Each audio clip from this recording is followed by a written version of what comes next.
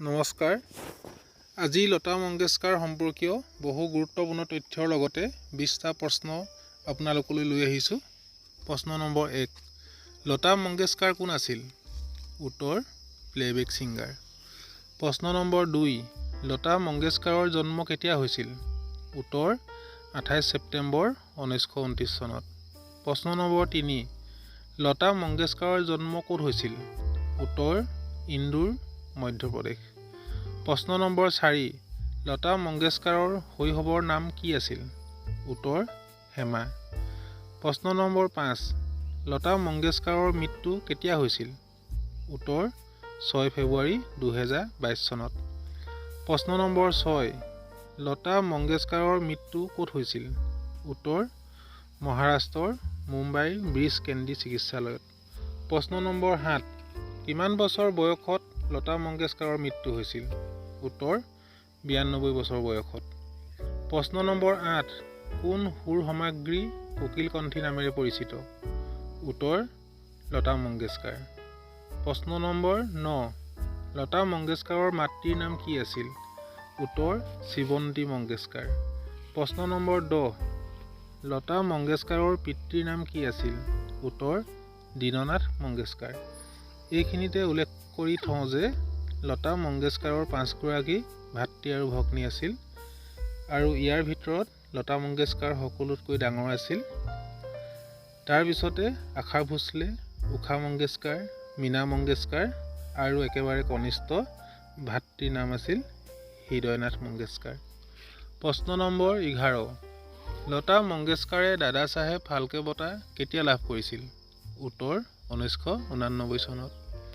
প্ৰশ্ন নম্বৰ 12, লতা মংগেশকাৰে পদ্মভূষণ বঁটা কেতিয়া লাভ কৰিছিল? উত্তৰ, 1969 চনত। প্ৰশ্ন নম্বৰ 13, লতা মংগেশকাৰে ভাৰত ৰত্ন কেতিয়া লাভ কৰিছিল? উত্তৰ, 2001 চনত।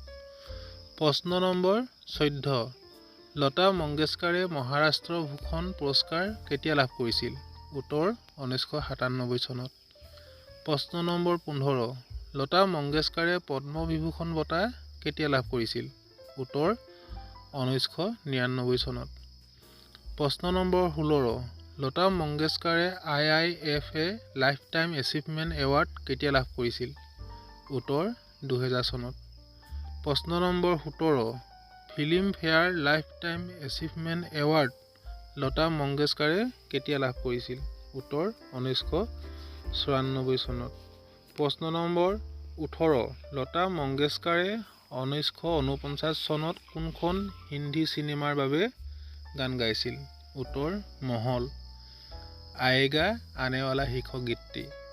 প্ৰশ্ন নম্বৰ 19, এ মেৰে বতন কে লোগো শীৰ্ষক জনপ্ৰিয় গীতটিৰ গায়িকা কোন আছিল? উত্তৰ, লতা মংগেশকাৰ। প্ৰশ্ন নম্বৰ 20, লতা মংগেশকাৰে কিমান বছৰ বয়সত সংগীত জীৱনৰ আৰম্ভণি কৰিছিল? উত্তৰ, 13 বছৰ বয়সত, অৰ্থাৎ 1942 চনত। আৰু ইয়াৰ লগতে কেইটামান গুৰুত্বপূৰ্ণ তথ্য আপোনালোকলৈ আগবঢ়াইছোঁ। National film award for best female playback singer 1972 চনত লাভ কৰিছিল পৰিচয় ছবিৰ বাবে।